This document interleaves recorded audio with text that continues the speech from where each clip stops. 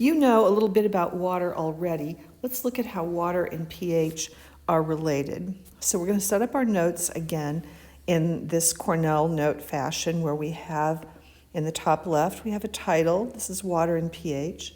And we write the date, which is today, whatever day it is you're doing this. We then write our learning targets. And after you've watched this video, you should be able to explain why water solutions can have different pH values. And you ought to be able to state the pH value range for the human body and a few other household substances that are common around your house.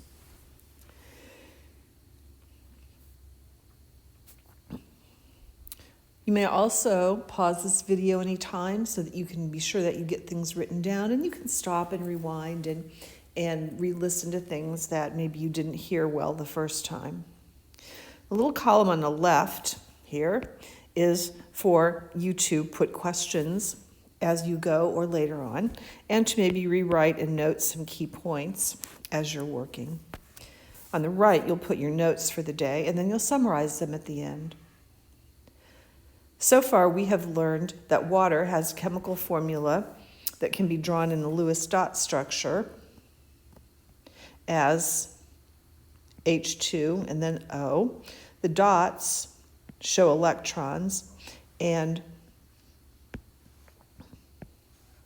the short little lines are covalent bonds.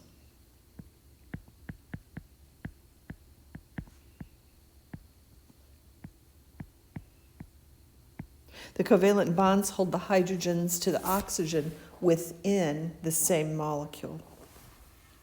We have then electron pairs here at the top of our molecule, which are negatively charged. So this gives this end of the water molecule a negative charge.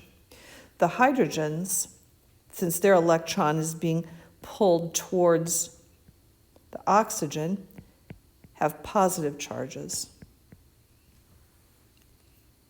We also know that the positive charge on one hydrogen atom of one water molecule can attract to the negative charge in a pair of electrons in a nearby water molecule.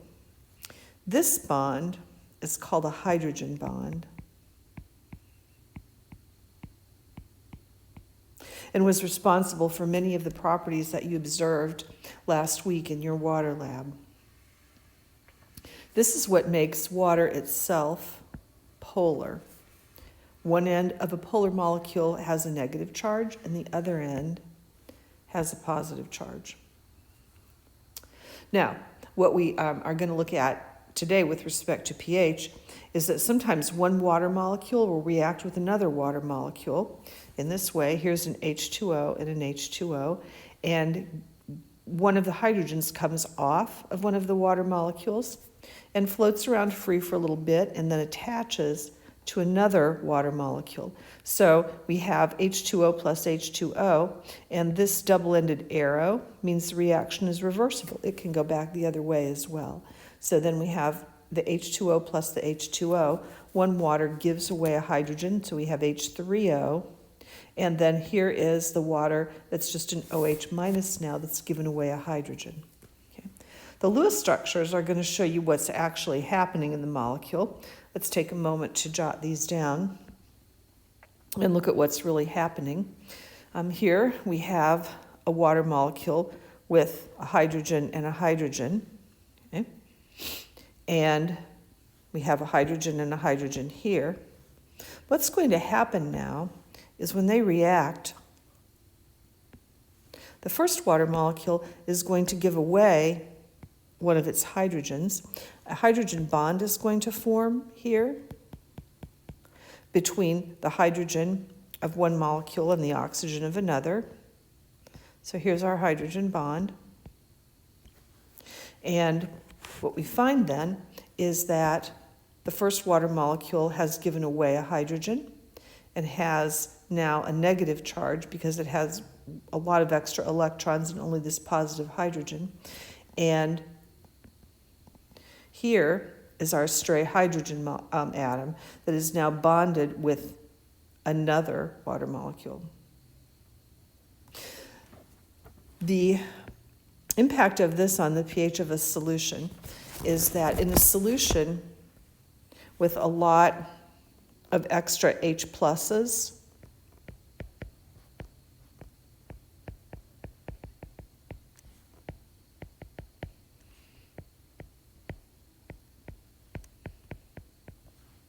those extra H pluses make the solution acid.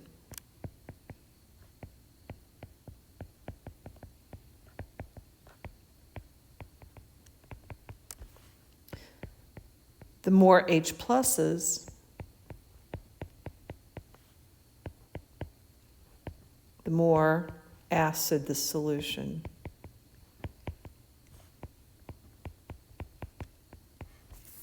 And just the opposite is true with the OHs. In a solution with excess OHs,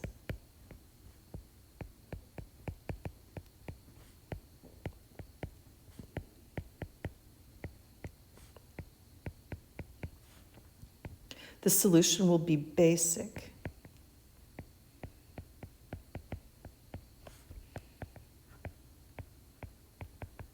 And again,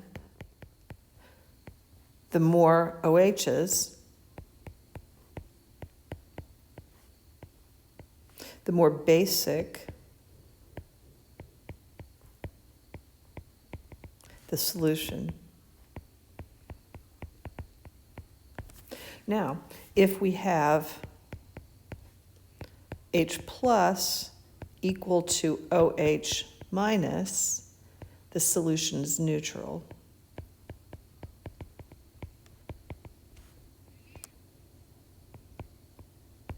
And its pH is 7.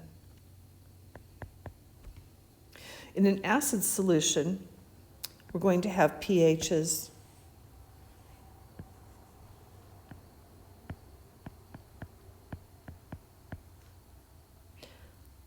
equal somewhere between 1 to 7. In a basic solution, pHs are somewhere between 7 to 14. And so 7 then is the neutral. Okay. Let's look at a couple of different pH values of different substances. If we're looking at living things in the human body, we're going to look at blood, for starters, human blood. And we're going to look at saliva. We're going to see that human saliva and blood have a pH of about 7.3 to 7.45. The stomach is very, very acid. This chart says that it is between 1.5 and 2, and that's usually the case. If you've just eaten a meal, or maybe you've eaten something that might neutralize your stomach a little bit, it might be 3.5, but it doesn't get much higher than that. And that importance in biology is that if you mess around and change the body's pH, things like carbon monoxide poisoning can do that. You can be in some pretty big trouble, as we will do in a lab later on, where you'll see that certain chemicals in the body cannot function if the pH is not correct. So now that you have finished this much of your notes, you will draw a little line here, and you will write a summary of what you learned today in this video. And here's a credit for the image taken from keepingnotes.com.